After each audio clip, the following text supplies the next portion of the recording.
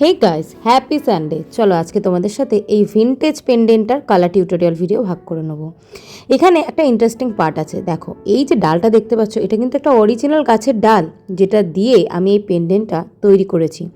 Impressive না ব্যাপারটা? তবে এটা কীভাবে কালার করব, আর তোমাদের মনে অনেকেরই কোয়েশ্চেন জাগতে পারে, এই যে দিদি গাছের ডালটা ইউজ করেছো, পেন্ডেন্টটা রেডি হওয়ার পর এটা কি দীর্ঘস্থায়ী হবে? হ্যাঁ, হবে।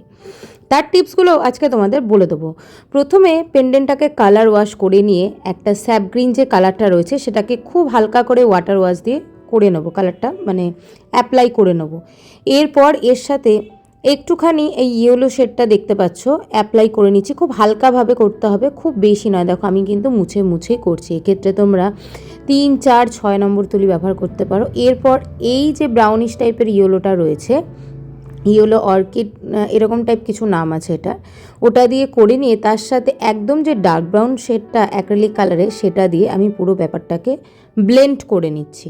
ব্লেন্ডটা ডিটেলে দেখানোর জন্য আমি একটু জুম করেও তোমাদের দেখাচ্ছি। দেখো কীভাবে আমি কালারটা অ্যাপ্লাই করছি।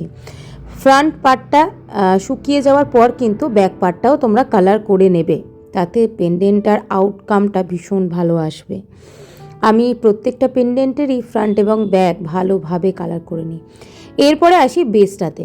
বেসে অবশ্যই হোয়াইট কালার দিয়ে আগে হালকা করে ওয়াটার ওয়াশ দিয়ে বুলিয়ে করে নেবে কালারটা।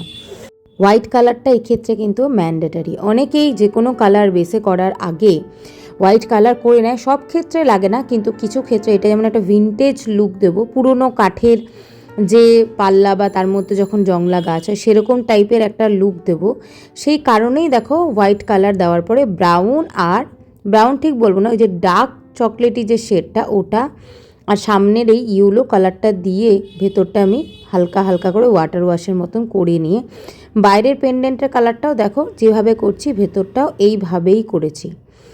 আর সকলকে বলে রাখি, যখন কালারটা ভেতর একটু ড্রাই হবে, একটা সরু তুলি নিয়ে তোমরা ওই আউটকামগুলো মানে এই যে কাঠের যে পাটের স্ট্রোকগুলো থাকে সেগুলো তোমরা করে নিতে পারো।